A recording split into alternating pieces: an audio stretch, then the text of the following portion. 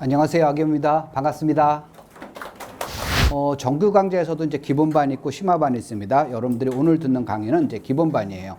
기본반은 쉽고 심화반은 어렵다. 그게 아니라 기본반은 투자에 꼭 필요한 8가지를 제가 엄선해서 모아놓은 강의이기 때문에 여러분이 투자를 하는 한 언젠가는 꼭 한번 들어야 되는 거고요. 심화반은 거기서 이제 더 실전적인 걸 가미를 하는 겁니다. 오늘 이제 강의는 첫 번째 강의는 부동산 시세가 오르내리는 원리예요. 제 기본반 8강 또 심화반 8강을 통해서 가장 쉬운 강의라고 할 수가 있는데 어쩌면은 가장 중요한 강의일 수가 있어요. 만약에 그 집값에 영향을 주는 요소가 3개가 있다 봅시다. A, B, C. A는 전체의 70%, B는 20%, C는 10%의 비중을 갖고 있다고 가정해 봅시다. 근데 일정한 시간이 흘러가지고 봤더니만 D라는 요소가 생긴 거예요. D라는 요소가 생겼는데 D는 전체의 3%밖에 안 되는 호재예요. 자, 이런 호재가 생겼을 때 저는 이런 강의나 또는 컬럼을 통해서 여러분한테 메시지를 던집니다. 드디어 집값이 오를 때가 됐습니다. 또 오늘도 제가 블로그에 올렸죠. 드디어 인플레이션이 시작될 때가 다시 됐습니다. 이런 식으로 메시지를 던져요. 그러면은 어떤 분들은 이렇게 얘기해요.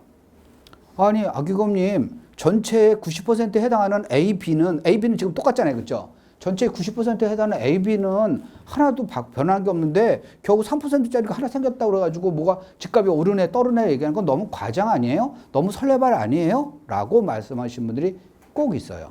그리고 또 이제 거기다가 한술 더 해가지고 집값은 이래 영향을 받고 다 알죠. 근데 자, 앞에 이어서 제가 뭘 보여드렸어요? 양팔 저울 보여드렸죠? 그 양팔 저울에 양쪽에 1kg짜리 추가 있다고 봅시다. 그런 상태에서 오른쪽에 10g짜리 추를 하나 얹어놨어요. 자, 이게 기울까요? 안 기울까요? 기울죠? 당연히 기울어요. 10g짜리 추는요, 1kg짜리 추에 비해서 100분의 1밖에 되지 않은 굉장히 가벼운 추예요. 하지만 무게 중심을 흐트리기에는 충분한 무게를 갖고 있다는 겁니다.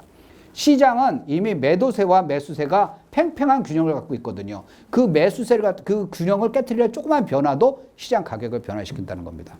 어떤 1000가구가 되는 1000세대가 있는 저 아파트가 1000세대가 모두 거래돼서 가격이 올라가는 거 아니에요. 거기서 10채만 거래되더라도 이게 집값이 올라간다는 겁니다. 시장 균형을 깨트릴 수 있는 어떤 요소가 있으면 시장 가격이 이미 매도세와 매수세가 팽팽히 균형이 있기 때문에 그런 현상을 벌어지는 겁니다.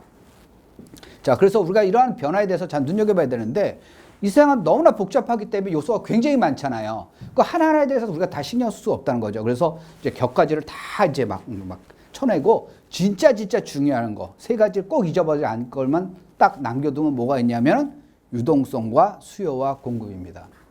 이게 기본이에요. 수요가 10년 동안에 1.5%가 줄어들었죠. 유동성 얼마나 늘어났어요?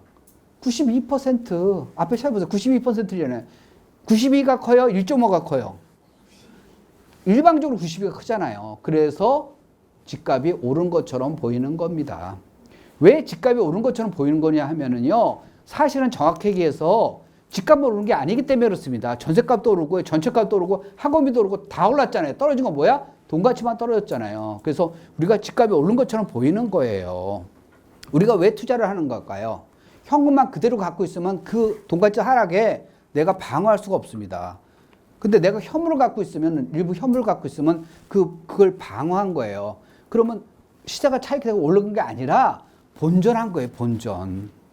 정확히 얘기해가지고 내가 전국의 집값이 10% 올랐어. 그럼 나 10% 올라가지고 거기 있으면 나 본전한 거예요. 내가 전국 평균 상승보다 조금 더 15% 올라야지 내가 잘한 거다는 거죠. 안 하면은 하나도 안 해가지고 그냥 0% 그러면 어떻게 돼요? 손해난 거예요. 10%만큼 내 자산 떨어진 거, 내 재산이 줄어든 걸 내가 방어 못한 겁니다. 여러분들 회사 다니면서 열심히 일하잖아요. 열심히 일하고 여기서 보면 또 자영업 하면서 열심히 일하잖아요. 돈 벌기 쉬운 사람 하나도 없습니다. 남들은 쉽게 벌고 나만 어렵게 버는 것 같지만 다 어렵게 벌어요. 인생은 참 힘든 거고 어렵게 법니다. 회사 다니는 것 같은 경우도 쉬운 게 아니죠. 굉장히 어렵게 벌어요. 스트레스의 대가로 돈을 받잖아요. 그렇죠? 회사가 정말 다니기 즐거운 데다라고 하면은 절대 월급 안 줘요? 입장료를 받죠. 회사를 일단 나 너무 즐겁고 그래. 그러면 회사에서 서로 들어가라 그래. 그럼 입장료 받지 누가 월급을 주겠어요? 회사는 힘든데요. 스트레스의 대가로 돈을 주는 겁니다. 그래서 어렵게 벌었잖아. 근데 그 돈이 술술 날아가면 어떻게 돼? 안 되잖아요. 그 돈을 잘 지켜야 되잖아요. 그게 바로 투자인 거예요. 그래서 자기가 이 돈을 버는 것도 중요하지만 자기 돈을 지키는 것도 중요해요.